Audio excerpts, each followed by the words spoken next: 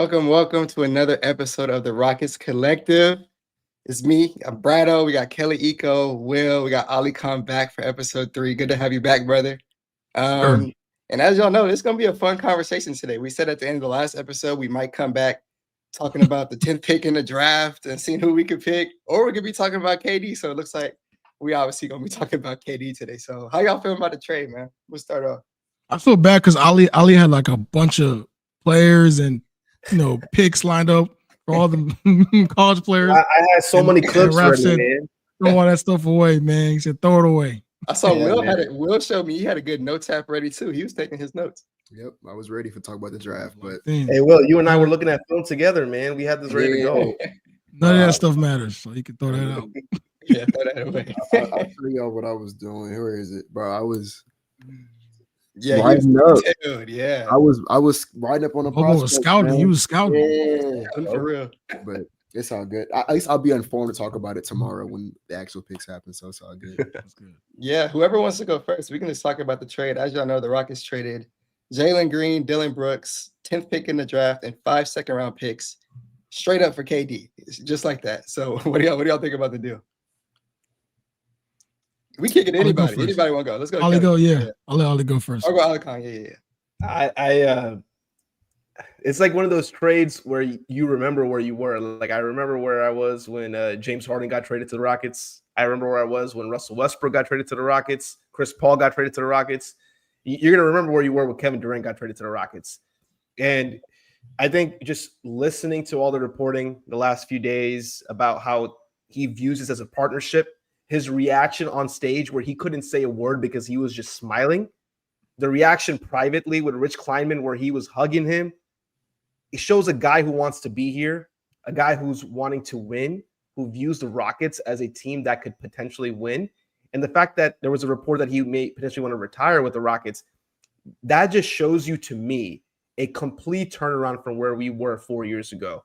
When you had the wow factor lineup, you had all these things going on. The Rockets were in the news for the wrong reasons. Now they're in the news for the right reasons. The entire complexion of the franchise has changed over the last 4 years. They are viewed as a destination franchise. And all credit goes to the front office or the ownership organization, Ime Udoka, for helping push the right buttons to make this happen. I mean, this is a very big deal if you're a Rockets fan because you have to view this from an NBA perspective that people want to come play here. Players want to come here. Coaches want to come here. It's changed in 4 years from where we were to now a destination franchise. Yeah. And I think before you get into any of the actual on-court stuff, I think just the fact that when you look at KD's other spots in his career, it seems like he was always trying to or had to fit in. Like at Golden State, he had to try and fit in. It didn't actually work. I mean, he won a championship, but as a human, obviously he moved on. Same with Brooklyn, things happened that were out of his control. Same with Phoenix. It feels like now in Houston, you saw his reaction. This is a guy that's never that emotional in public in terms of aside of the Twitter stuff and all that stuff. But, just seeing him smile and grinning from ear to ear, just seeing how happy he was, I think now you understand that he's coming into a team where the pressure isn't as high as you would think in terms of like there's not a Golden State where you have to win a championship or bust, or you have to be a exemplary guy in Brooklyn with all-stars around you. This is a team with young guys that have looked up to you their whole careers. And now you just being in the locker room with them on a day-to-day basis, there's no telling what the sheer improvement you want to have internally just by being next to greatness. I think that's going to be the biggest thing for them before you get to the actual X's and O's and the fit. Just the mere presence of the human aspect of having a KD in the locker room is going to move mountains. Yeah. What do you think, Will? First, I want to say we appreciate the Jalen Green, Dillon Brooks, both those guys for coming here and doing what they did for the Rockets. On Jalen's perspective, it was obviously the fact that he came in and kind of bore the responsibility of the first pick of the rebuild and giving this franchise and this fan base some hope. Because, I don't know about y'all, but I remember where I was when I watched the lottery in 2021. We didn't know we were going to even get the pick. And that was after we won 17 games in the regular season, which I want to say was the lowest this franchise has ever won in its history. 5 that year. Yeah. So like coming off a season like that and not even knowing you were going to pick, and then okay, no, we are going to get pick 2. We're getting Jalen. Like that did kind of restore some hope. So I'm appreciative of that. And then obviously for Dylan, I think the world of Dylan in terms of what he did for this franchise in his 2 short years here, just in terms of resetting the culture. You know what I'm saying? Instilling that toughness, that grit into our young guys. He got the H braided into his head. He represented us every time he could. Even if our guys were in the wrong, he had their backs. Like that means a lot to me. Those are kind of my favorite players in the league. The PJ Tuckers, the Pat Bevs, guys who aren't afraid to do the little work, the dirty work, and then like unapologetically bleed for their team. That's probably my favorite player.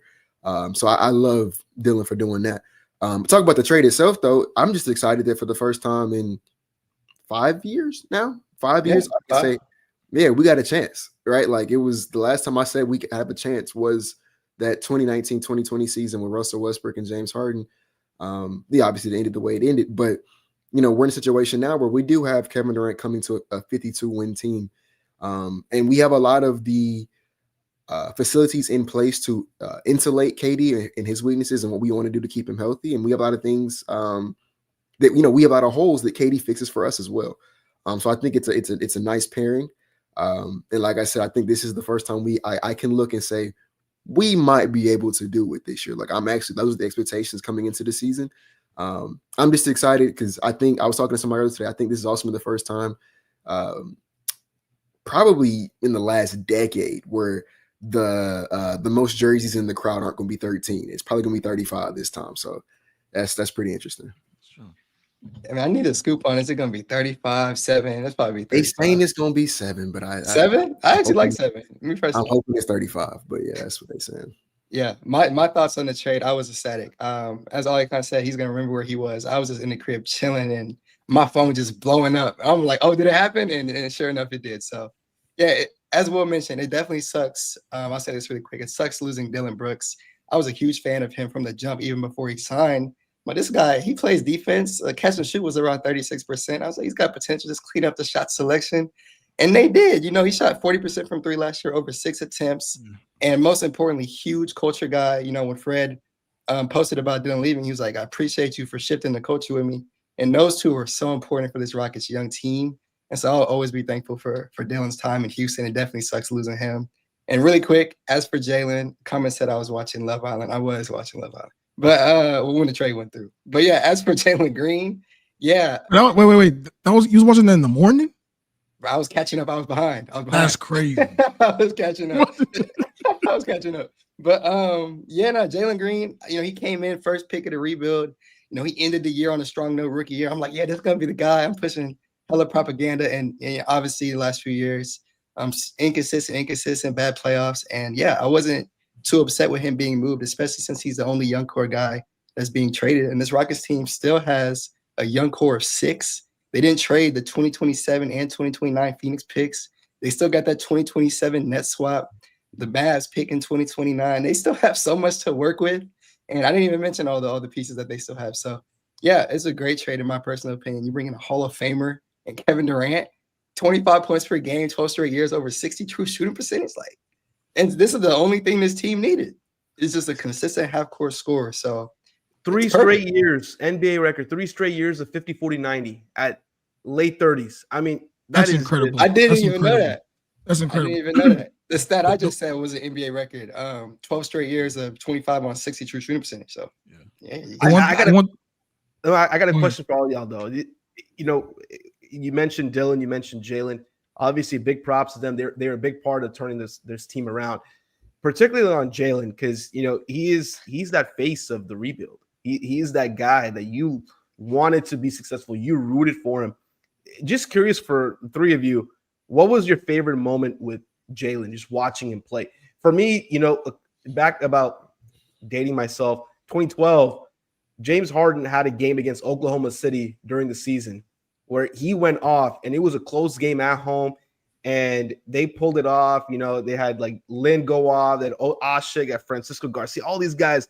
But James led them to that win. He had some really big highlight moments.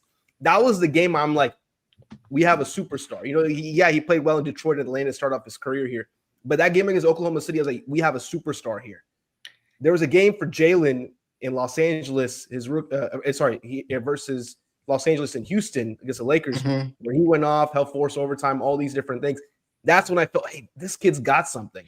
Yeah. You know, and that was probably my favorite moment, you know, watching him play. When just curious for all of you, is there a specific moment for Jalen that you look back on and you're like, man, you know, that's why I believe in this kid. I think I'll go really quickly, and I'll go to Will. I'll say this.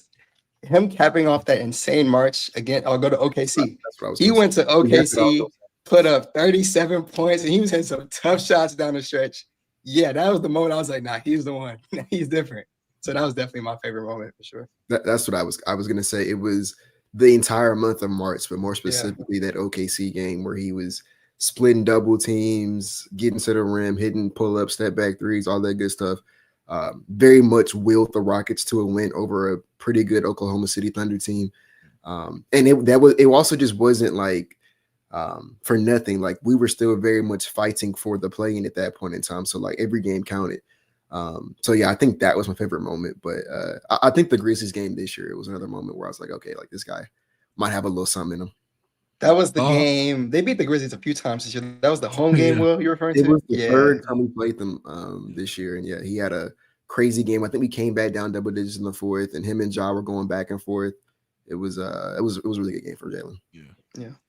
I think for me, probably last off season, you know, I flew out to Fresno to do a story on him, and I spent a couple of days with him, just being able to see everything he was going through in terms of trying to see if he was going to get an extension, you know, the expectations that come with the young player, you know, when you know that a franchise is moving in a certain direction in terms of what they want to do as a winning team and trying to establish that culture, and just seeing how someone has to handle all that on their shoulders and being the human side that you don't get to see during the rigors of a regular season. That was, for me, really eye-opening in terms of just trying to connect with somebody, because obviously in this job, everything is so focused on the games that we often forget that these are young men going through things as well. They're growing up. They have their fathers, you know, and now you're seeing how that relates to the on-court stuff and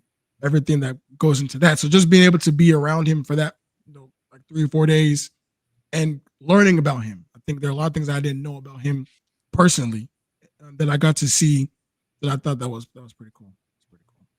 Kelly, we may have a mic issue again. Again? Oh my God. From the comments. We got a comment. You good. It's cutting it out. Is it good right now? It's kind of good. Yeah, you good, brother. You good. It'll work. It'll work. My fault. But we want to talk about, again, there's so many details that go into this KD trade, you know, what the Rockets can do. But we did discuss beforehand, we want to see what the fit would look like. Kelly, like, what do you think about, you know, specifically like how the Rockets, you know, could use him, maybe what the coaches want to do with KD? Well, before I want to get into that, to me, obviously, like looking at a KD acquisition, it starts with the coaching staff, right? These guys, when you look at where they were last season, I saw a metric a couple weeks ago that talked about they were near dead last in player and ball movement, and there were 22nd in half court efficiency. There were 26th, I think, in isolation efficiency. In the playoffs, they were dead last in catch and shoot threes. Like, there were a lot of things that this staff has to improve on. And this summer specifically, the 4 things that they've been looking at is enhancing the double big lineups, attacking the zone, enhancing their spacing and their isolation efficiency. So what the Rockets coaches do, I think over the past 2 years, they have a coaches retreat where prior to that, they go off and they look at basketball from around, you know, different regions. Like, you have the top teams in Europe, top teams in college basketball, and you look and try to pull from those, like those tenets of those top teams, and seeing, you know, can you carry any of those, you know, sets or personnel to apply to your own team. And then they have the 1 week retreat where they come together, they bounce ideas. It's kind of similar to what the Rockets do with their players in the Bahamas or whatever, but this is for the coaches. And this idea is like it's like a giant brainstorming session where they look to improve on things. They look at a bunch of film on a big screen, and it's just like a brainstorming session. So I think for them, having KD now in the mix, it's an easier task of trying to rip everything down to the bare bones and trying to build it back up. And I know Ali will go into the actual X's and O's and stuff, but just from those 4 principles alone, you understand where they need to improve. And Ali Khan, before you go really quickly, one thing I really like about this, as the coaches go on that retreat, we have Ime Udoka, who had coached KD in Brooklyn in 2021. We have Royal Ivy, who they were college teammates at UT. They're best friends, played in OKC together. He's an assistant coach on the Rockets. So I know they're ecstatic to have KD on the team. They even brought in DJ Augustine into the front office, another UT teammate of KD. He's a scout now in the front office. He's a scout. Wow. Yeah. Coincidence, right? But yeah, go ahead, Alec. Well, look, Kelly, there's a comment. I wanted to kind of verify this with you if you've heard anything different. I've heard it's the same coaching staff coming back for next year. Nobody's left the coaching staff. There's a specific question in the chat. Like I said, we both have heard that the coaching staff is remaining the same, but there's a specific question. Have y'all heard anything about adding to that coaching staff, especially offensively? I have not, but I do know with KD now and a focus on spacing, you're going to see differences in the offense because you have more space to be able to work with and get to what you want to do. Right, Kelly? Yeah. So it's the same people, but there's an expectation and an understanding that there has to be improvements. Like your defense can be elite, but as we saw in the playoffs, that can only carry you for so long. More and more teams are using zone defenses, and you have to find creative ways to exploit that. And obviously, ball movement is good, player movement is good, but the Rockets, from their standpoint, all movement isn't good movement if you don't have the personnel to exploit those things. So you saw how they were structured last year. They targeted isolations. They targeted mismatches. They were a heavy team in the post up. What happened is that the theory was right, but the practical, it wasn't up to par. So going back to where they need to improve on, that stems from, different structures. Because obviously, Ali Khan, you remember prior to Ime coming in, they talked about, a very bland offense, a generic offense, just trying to get those guys to understand simple concepts and sets. And over time, you can add more to the playbook and add more as players obviously develop. Now, what you have is a team that has been through a playoff run. It was short-lived, obviously, but you learn a bunch of things in those 7 games alone that you can carry with you if you know how to apply them correctly. And KD is a very good like safe in terms of safety valve.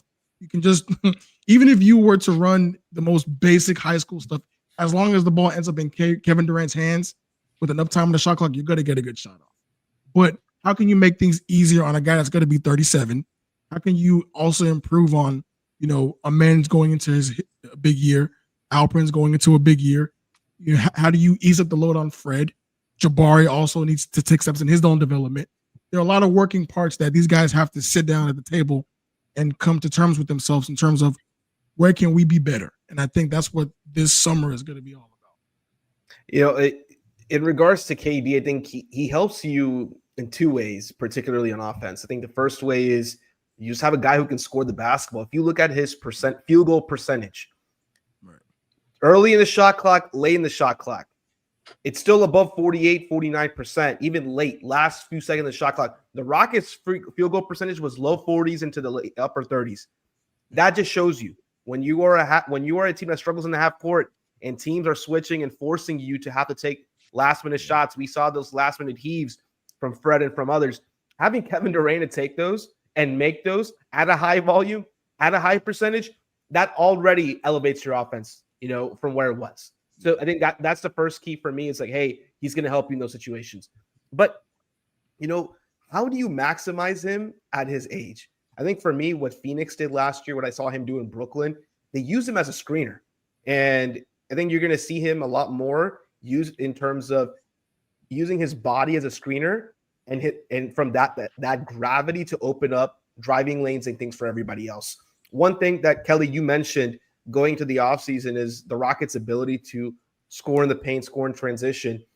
For Amen, he's working on his handle. The goal for the Rockets as a ball handler is for Fred and Amen to still handle the basketball for the most part. KD, yes, he's a scorer. He's going to have the ball in his hands. They don't want him to bring the ball up. They don't want him to have to hold the ball for half the shot clock.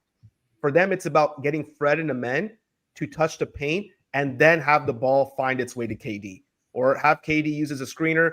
If you've been following me for a long time, you know the term 21 series or pistol action. Phoenix used that a lot.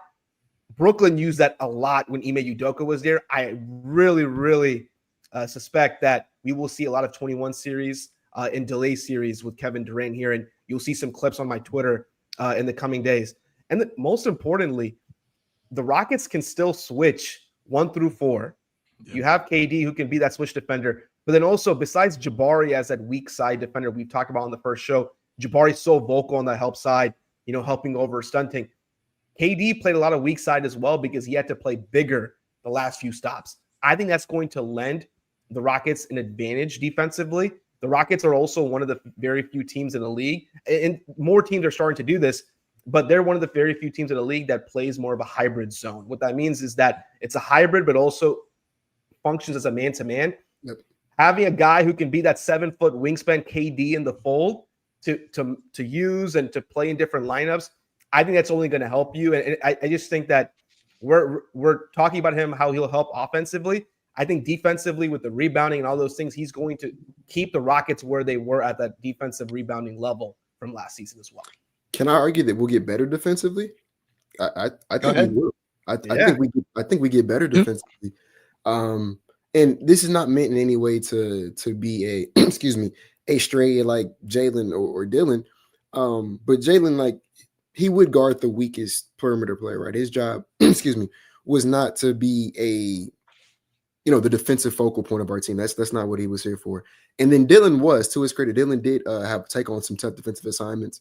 But I do think that Dylan's defensive effort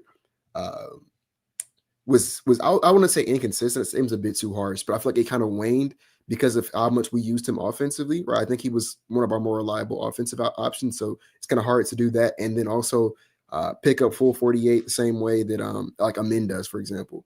KD, in theory, right? One thing I've been talking about a lot is I want to decrease his workload. So I don't want him having to guard those. The example I've been using is when we play OKC, right? Because they're the champions. They're in our conference. If you want to be the best, you're probably going to have to go through them. Mm-hmm. When Amin guards SGA, I don't want KD to have to guard Jalen Williams, right? I want to bring in somebody else to kind of do that. If it's not Tari, if it's not Jabari, somebody of that mold who can guard that guy. And then that leads into what you said, Ali Khan, about Jabari being some other place.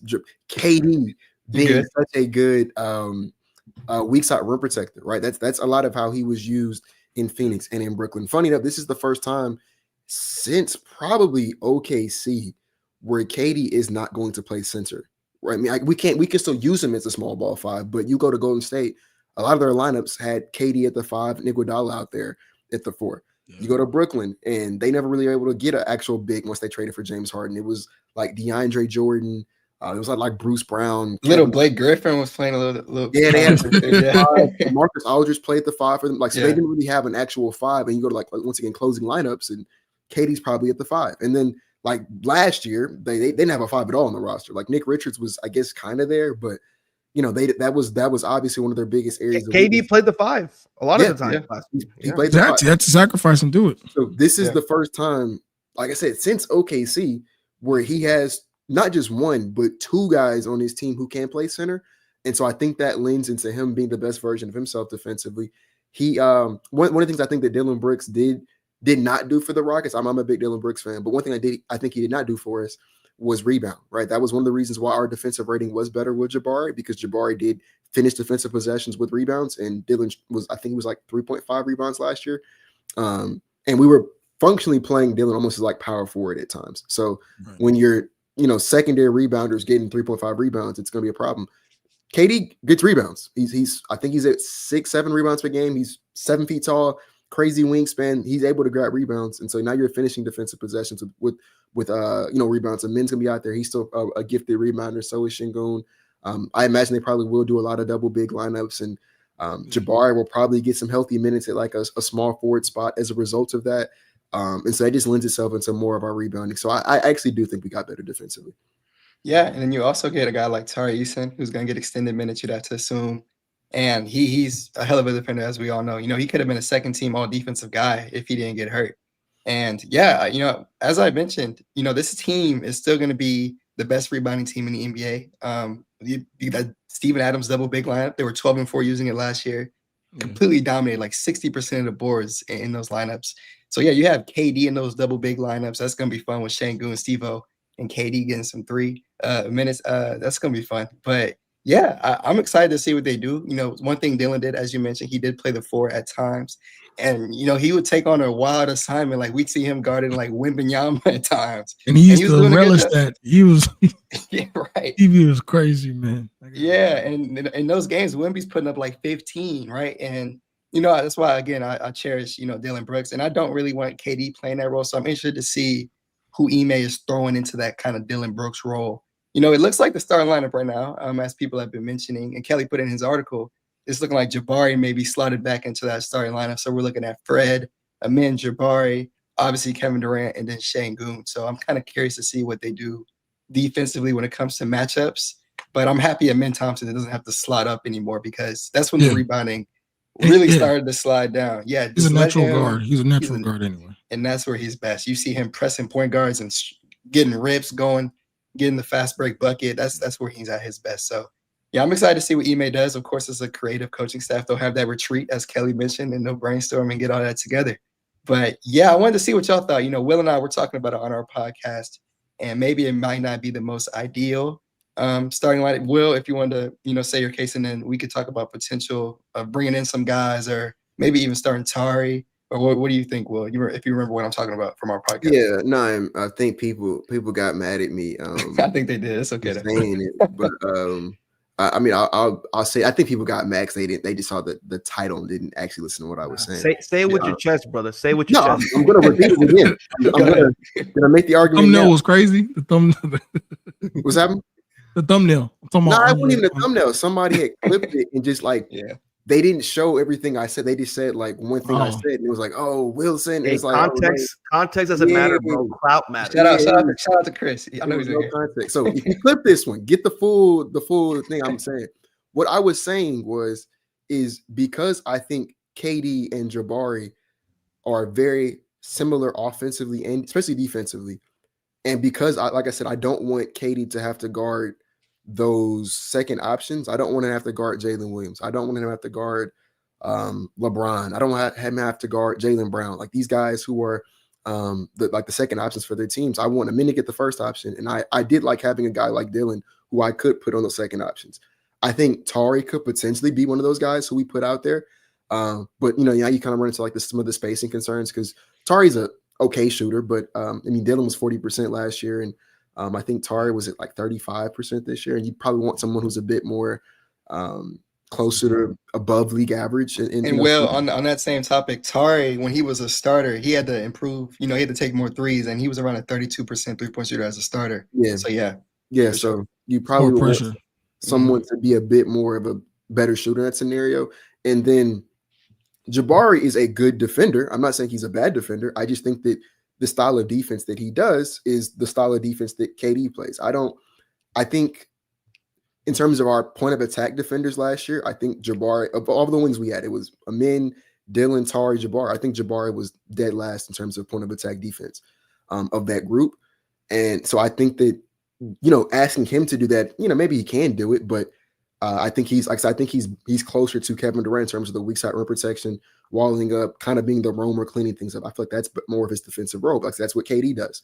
And so what I was saying is I kind of think I like it better if you were to bring in somebody else, unless you believe in Tari to take that leap as a shooter. I think one of the things I would look for them to bring in is someone who is capable to guard those guys, so KD doesn't have to do that. And then preferably that guy also is like not a bad shooter, right? I mean, that's all 30 teams in the NBA covet that, but like we have the assets to go out there and make a swing for a guy like that. We still have the full MLE to work with, like bring in somebody who can do that thing. And I don't think it has to be somebody who's like an all defensive guy, like just someone who's solid, because we will have the size and the length, and we'll throw out the zones and stuff like that to kind of make it difficult on opposing teams. just somebody who I can trust. Like, hey, at least until the fourth quarter, right? I can say Right. I'm going to throw you on Jalen Williams so I can preserve KD.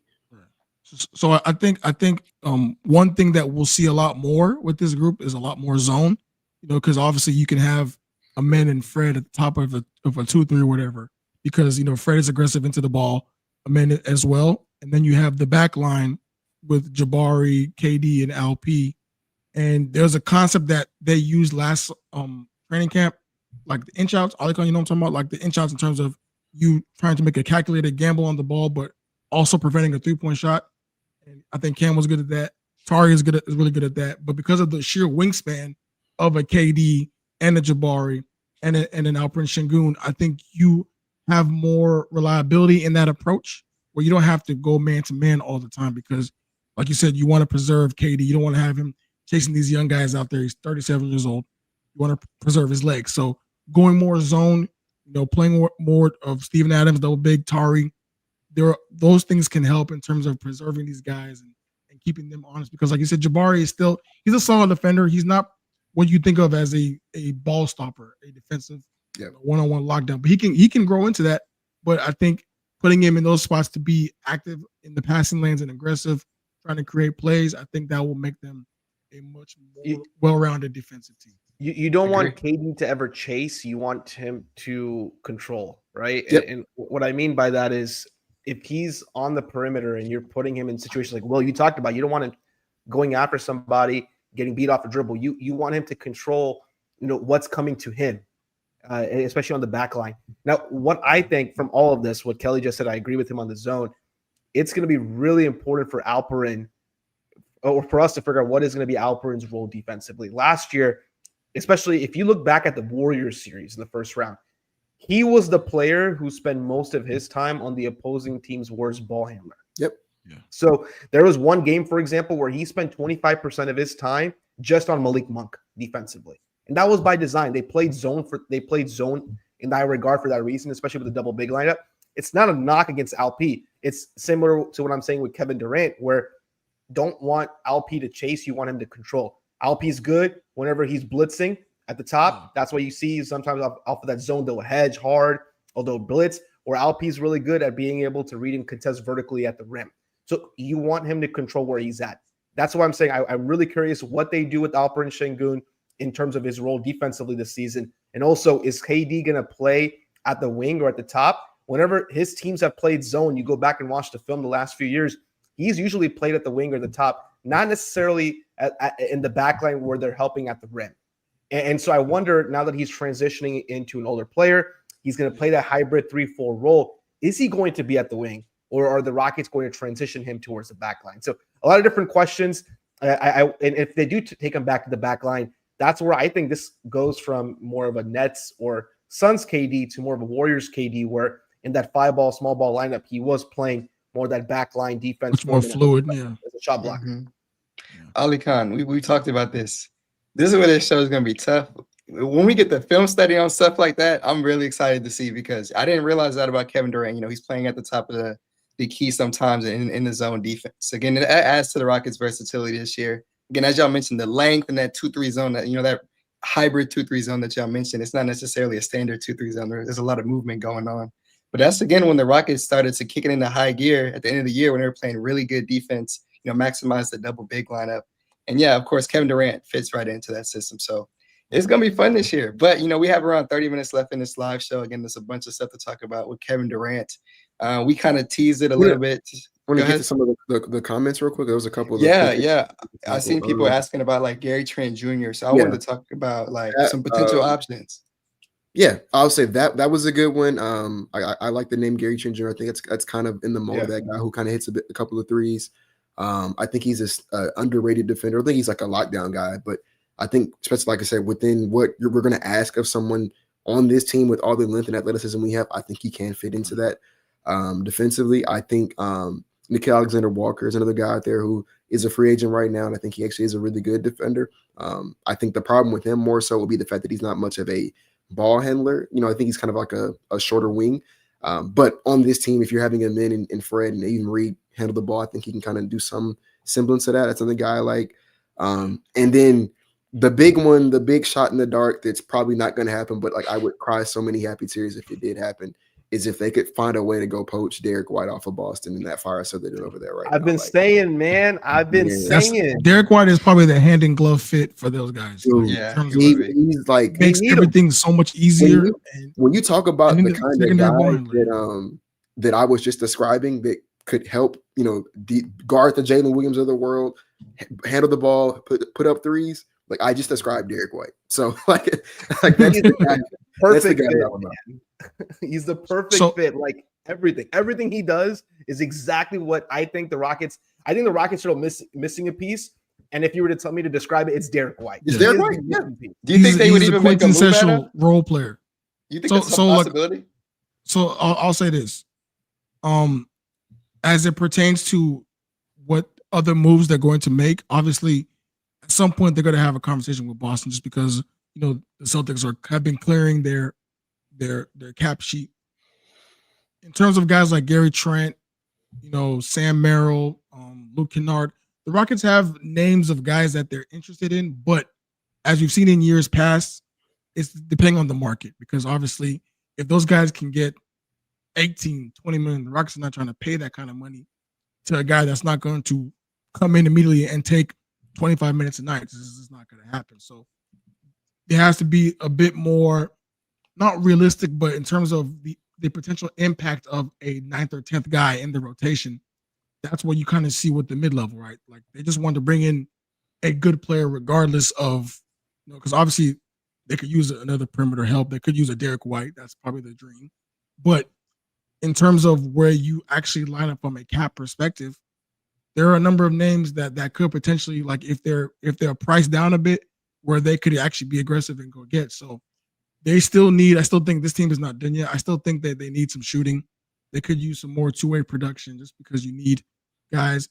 The biggest key for me is seeing what level of impact Reed is going to have, what level of impact Cam is going to have, Tari, obviously in the elevated role. Because if you're going to give Reed, let's say, 15 to 20 minutes a night, and he's showing you that he can be a dependable guy, obviously he's going to be aggressive defensively, even though he's undersized. But if Cam specifically, I think Cam, to me, because from a physical standpoint alone, Cam should be a plug-and-play guy. The problem with Cam over the years is that, trying to learn the game at that speed, adapt to guys around him, be comfortable with not, always taking the shot that's available and just being a good team defender. So if Reed and Cam can take those jumps, I'm not sure how fast you can do that in this current NBA environment, which is why you see names like Derek White, Gary Trent, etc. But their development is going to be key in terms of whatever comes in. Can I throw in something about Cam as well? Yeah, go ahead. That was another question that somebody had. I see if you can find it, Brad. But I don't. If he does beat the trade allegations this summer, I'm pretty open. I'm not the biggest Cam Whitmore guy, but what I will say is that's what I was going to say is there is a big opportunity here for Cam. Like if I'm Cam Whitmore and I'm somebody who, and rightfully so, right? I'm a young player. It has to be a reset for him. Yeah, that's I'm a young player. I wanted to play last year. I didn't play as much as I wanted to, and you can say that kind of took a toll on him. If I'm a guy like that who's like, man, I really, really want to get back on the court. There are some holes on this team right now that that were vacated when we traded away Jalen Green and Dillon Brooks. That in theory, him and his skill set can fulfill. And I think it says a decent amount that the Rockets did not trade him in that trade for Kevin Durant. They were able to keep him and retain him. And I don't know if Kelly can speak to this, but I know they did say they've had several conversations with Cam throughout the regular season. They're probably going to have a lot with him this offseason about what his role could be like and what that looks like for him. If I'm Cam, I'm like, I got to buy in real quick because there's a real opportunity for me here. And if I star in this role, like I can climb these ranks because there's nothing in front of me now. Like the Rockets need a guy like that. And so if he can like I said, star in that role and climb those ranks, I mean, I think he can look as an opportunity to get those minutes and that usage that he wanted last year. Yeah, and on that note with Cam, it's crazy. He's still only 20 years old. Turns 21 in July. But yeah, he's got a huge opportunity. I tweeted the same thing as soon as that KD deal went through. I'm interested to see what he does because as of right now, there's 3 guards in the rotation. We got Amin Thompson. It's going to be fun to watch him now. First time playing without Jalen Green. This entire roster, he plays every single game, Jalen. That is. So I'm interested to see how Amin looks in that expanded role. But yeah, I mean, there is not really a lot of minutes in that vacated Jalen role. So yeah, it's going to be interesting to see what Cam does. As I mentioned, Ime said in the press conference to close the year, it's a huge opportunity for Reed, huge opportunity for Cam to step up. And I want to play them more minutes next year. So I'm curious to see what they do in that aspect. We're going to see Reed soon. He's going to play. We are. And Kelly, I don't know if you can speak to this. Have we heard anything about Cam? I don't know if he'll play, but I'm not sure about Cam yet. I'm not sure about Cam. If you're Cam, and this kind of goes back to a question I have for you guys. Like, if you were to put the Rockets on a sliding scale of 0 to 10 and put them at a 5, right? Prior to the Kevin Durant trade, they were at a 5. You acquire Kevin Durant. Obviously, you lose 2 starters, but you get Kevin Durant. How many notches, either to the right or to the left, are you putting them in terms of their current depth and the productivity? I mean, I don't think you I think you lost 2 starters, obviously, right? And so like just the playable bodies you lost, but I don't think you lost too much depth because we were already a pretty deep team last year. Like I'm not even once again not a big Aaron Holiday guy, but I think Aaron Holiday is a rotation piece. I don't think he's I don't think he's a starter or like a 6-man or anything like that. But in terms of like on a competitive team where you need those guys on cheap contracts to come in and impact the game, I think he can do that, right? He's somebody who can go out there, play defense, hit some threes. He can do a little bit of ball handling, stuff like that. And that's a guy who was getting DNP'd for his 90% of the season last year. So I still say we're pretty deep. And I'll say this on that note. Yeah, we missed 2 starters, but guys like, again, Tari Eason, he can definitely get scaled up into a way bigger role. He's only playing around 20 minutes a night, 25 at the most. He has a huge opportunity to earn a lot more minutes. Again, he just has to stay healthy, which he has been outside of that injury in the middle of the year. But yeah, he can play a lot more minutes. And again, that goes to Houston having a ton of depth. I don't know what they'll do with Jayshawn Tate, but I'd imagine, he slides in for a few minutes here and there if he comes back. So yeah, I think they're fine depth-wise. Personally, I know, as I mentioned, it sucks losing DB, but I mean, look, it's worth it with the depth that they have and obviously bringing in KD. But yeah, not to cut off. Y'all see the Kyrie contract that he just got? What was it? They got him on a penny. They got him for 3 years, 119. Wow. Oh, Dallas? Yes, they just recently. They're trying to get out that step. They're trying to make sure they're not in that second apron. I say, bro, that's like $30 million a year. That's wow. Crazy. So maybe that does something for Fred Van Fleet. I hope they put the market for Fred Van Fleet, boy. If coming out, Kyrie's hurt, but if that's what Kyrie's taking, man. And by the way, Will, that's 40. That's $40 million a year, brother. 3 for 120. Is that what you said? Oh, I sure did say 3 for 1. I don't know why. You good? I heard 4. You good? The engineering me. Gotta say so. I heard 4.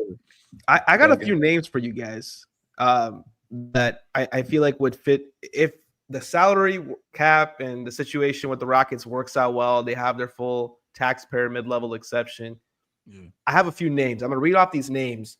I just want a yes or no for now, and then we can discuss if you guys think, once I'm done with the list of names, which of those are a good fit on this team.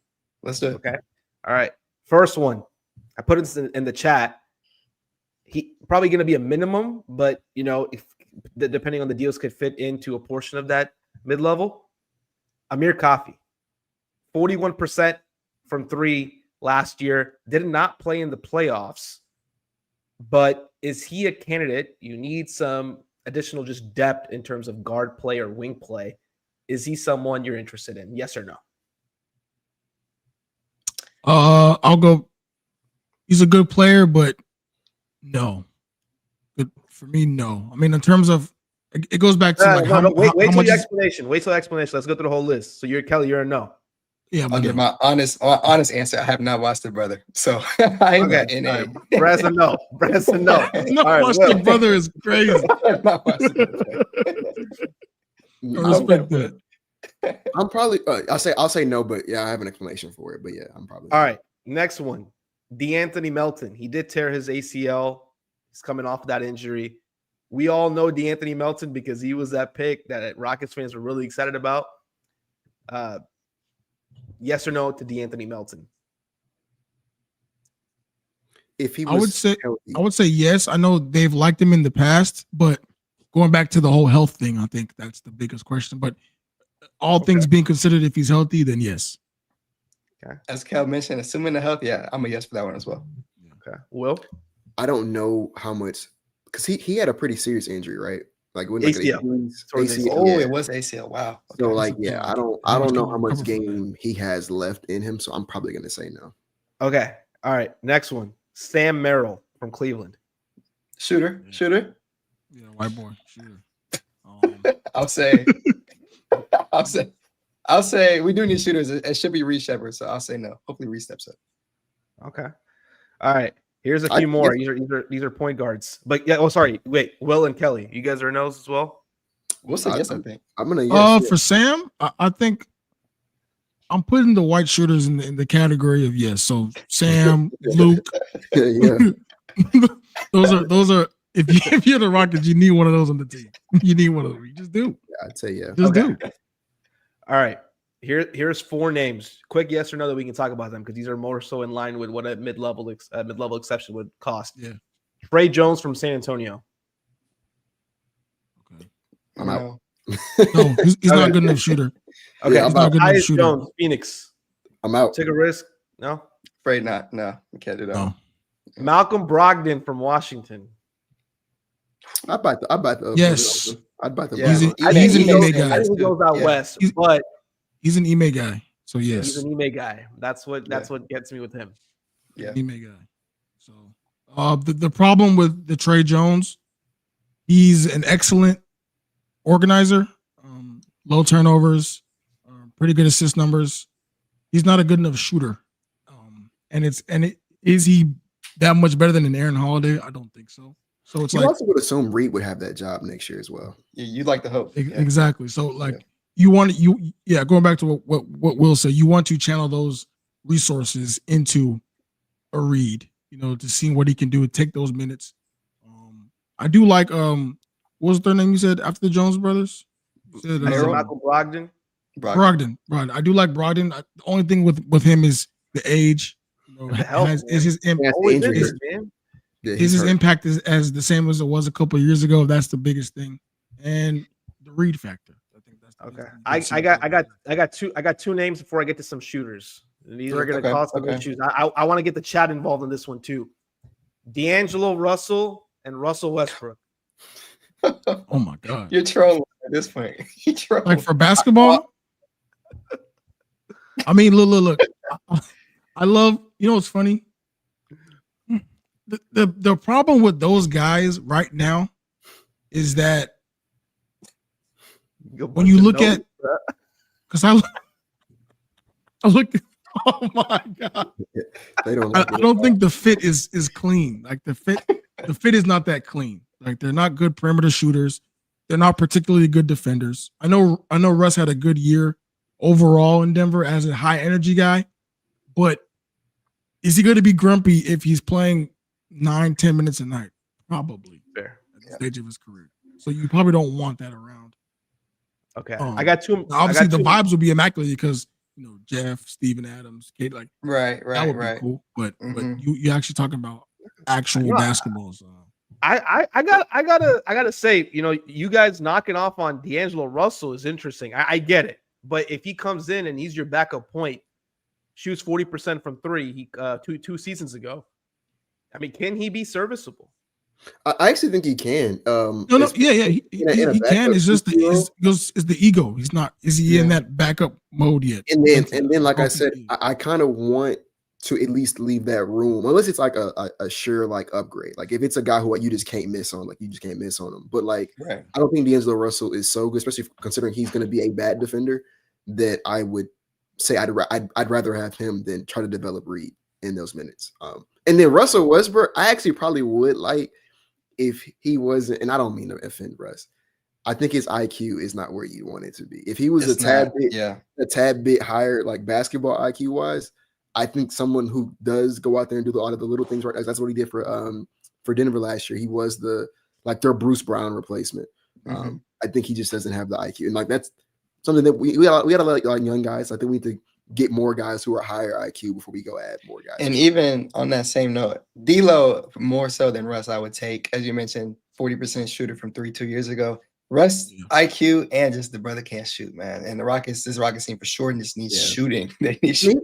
He's functionally like a power forward right now. Like, he doesn't play guard anymore. Yeah. So all right. That's a good exercise though. I got 3 more names for you guys. Or 5 names. 5 more names because these are important. 2 are Milwaukee players. So I'm probably gonna say yes to both. Gary Trent Jr. and Taurean Prince. We'll start with those 2. Yes. Yes to both. Yeah. Okay. All right. So everybody's a yes on that. Now here's my last 3. Bruce Brown, Al Horford, and Karis LeVert. The thing with Bruce Brown is he's not a shooter, and that's kind of what we need right now. So that would be an Ime guy. That would definitely be an guy. I think it would go no, yes, no, yes, no. I don't think they need LeVert. Like LeVert is a great secondary ball handler, is a great secondary scorer. He is in terms of defensive versatility, he has the tools.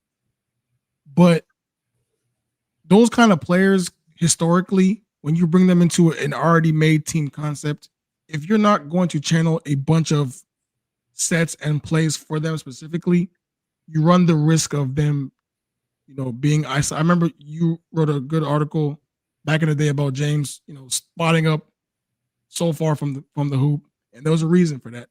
I just think that Karis LeVert in that same situation is not going to be the guy to make an extra pass or spot up in the corner. I don't think he's that kind of player at this stage of his career. He's more interested in offensive production and usage rate and ball handling rate, all that stuff. So good player, not the right fit, I don't think. I think the problem with Al Horford is just that when he's probably approaching that threshold where he's a bit too old to play. Brother's old. That's the Benet age now. It's also like, where would he play? Because he's not going to play over Shingo, Steven Adams, or Jabari or KD. So I don't really know where he would fit into this game. But if it was like a into the bench kind of thing, that's pretty much it. Yeah. No, but the name you said that I love the most, Gary Trent Jr., I think that's like the best name you named. I like if we could end the offseason with him, I might be very happy. Yeah. How much is he going to make on the market though? That's the Is he getting up? That's what 20, I said. No, he's not touching 20. You think he might get 17? You think he gets that much? There's a big hole right now in the wing department across the league. I think he was just 9 points per game. Let me look that up for y'all real quick. The class is not that deep, but yeah, you're going to get paid. Yeah, at least decently. I'm not saying. Okay, so he was 11 points per game, and he did shoot 41.6% from 3, but 17 would be name too. Yeah, cap increase. I feel like he's more of an MLE guy, but what do I know? Yeah, that was a good exercise. Hey, somebody keeps asking about Harden. I gotta ask y'all. I'm asking Kelly specifically. You gotta ask Will. That's Will's favorite player. We gotta ask Will. What was the question? Like, would you go get James Harden back this year? Is he gonna lead the Rockets to a championship this season? I'm asking that very sarcastically for those who think I'm being serious, but I wanted to address because people keep asking in the chat. I haven't heard shit about that, so but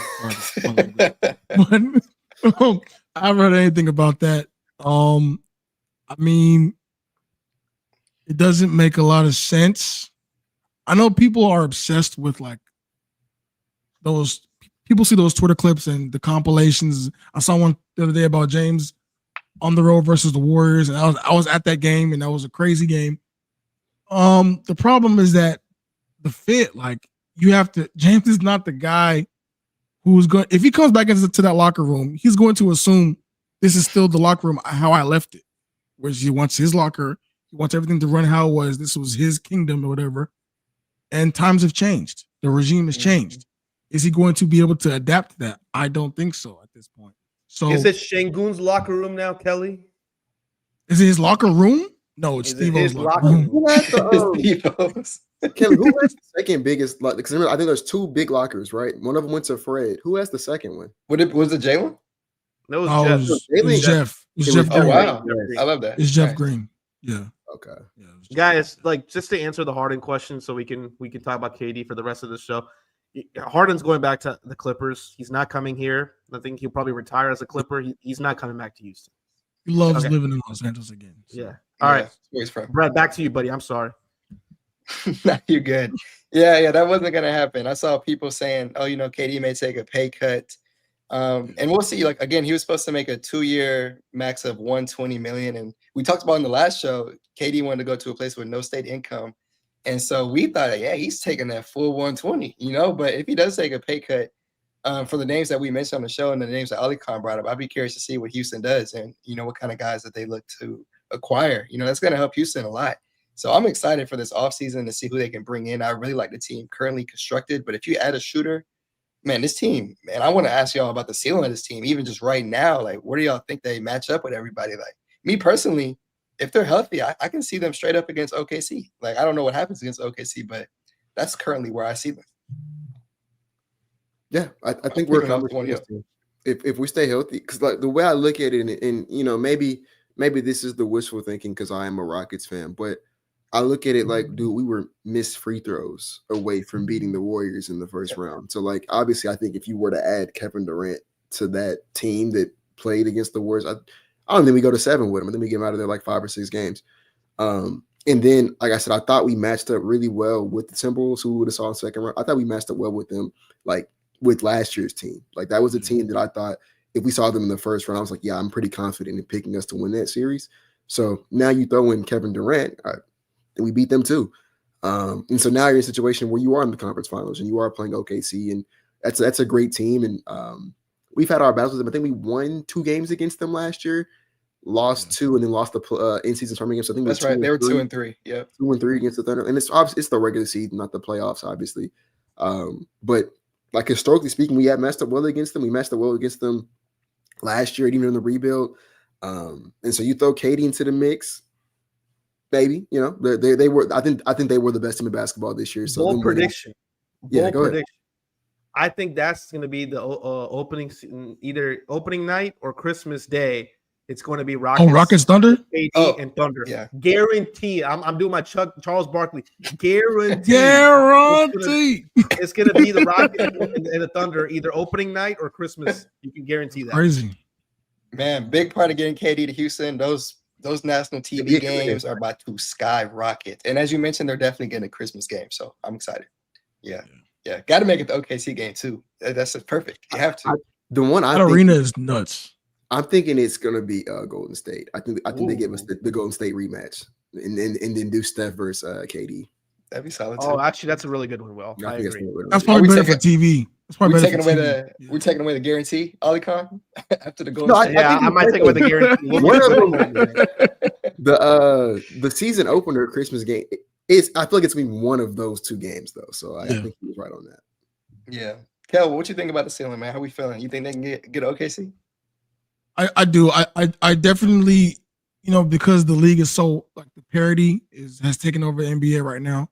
I definitely think you would put Houston in that tier 1 in the West, just because you have that elite defense alone, and then you add a Kevin Durant that was their biggest weakness. They didn't have a shot maker. They didn't have a efficient isolation guy, and a good catch and shoot option. I think just the spacing alone that he brings is going to make them a much better half-court unit. And I do think that you have enough depth to go from 52 to maybe 56, 57 wins. That's probably a top 2 seed in the West. And assuming you get the right playoff matchup, that should be a good enough team to get all the way to the Western Conference Finals, where you probably meet the Thunder again, and then it's anybody's game. Yeah. I'll say this, there's, as I mentioned, there's a ton of things to talk about, KD. We're reaching that, hour mark for this show. So I just want to ask you guys, anything else that y'all want to bring up or something we could tailor into the episode for next week? Again, KD is a ton of topics.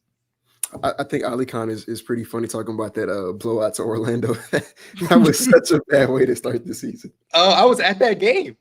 I flew to that game to watch a 30-ball. I think we have not won a season opener, I think, since 2018. No way. I think so. Because I know we lost it. We lost it last year. We lost to the Hornets, yeah. To the Magic. The year before that, it was the Hawks, right? No, was it? Yeah, the No, Hawks. I no. was at that game. They lost that Yes, it game. was the Hawks. 2022. It was Hawks. The Bruno Fernando start. Yep. I was at that game. I was at that game too. In 2021, it was the They were a lot of Timberwolves. games. Sadly. We Hey lost Kelly, to I the thought- Timberwolves. hey Kelly, what are your thoughts on Bruno Fernando? Who? Bruno Fernando? Yeah. Yeah, what are your thoughts on Bruno Fernando, man? The brother didn't work out. The brother did not work out. It did not work out. It's a great guy though. It's a great guy. Good Though. PP, good Oh, I PP. do have one update for y'all. I heard about Alp's off-season conditioning and workout. Mhm. They're saying he's getting a lot more comfortable taking and making threes. I think that's one of the biggest things for Houston to enhance that half-court stuff. Just keeping tabs on him and seeing, because obviously if he can hit a trailer three in on the fast break in the 4-on-3, 3-on-2, it's going to open up a lot of things for everyone else. So just getting him more comfortable space in the floor, I think that's going to be a big part of his development. So I'm excited to go and clip that. I know people are going to bring up you saying the same thing about Jayshawn Tate a few years ago. That's my guy. Hey, He's good people too. That's my guy. That's my Is guy. Alperen Şengün's 3-point shot the same as Jayshawn Tate's? Find out next season. But man, look, did y'all want Shout out to to y'all, man. Did y'all want to mention anything else for this episode? It was good. I think we covered it all. That was dope. Yeah, Yeah, we got of some course. more stuff next week, man. Don't worry, we got some more stuff coming next week. Yeah, that was our third episode. Again, it's only going to get better. We appreciate y'all for tapping in. If you haven't already, like, comment, subscribe, all that good stuff. As we always say, we're 7:30 Central every Tuesday. So definitely stay tuned. We appreciate y'all for always watching, and we'll be back soon. Thank you, guys.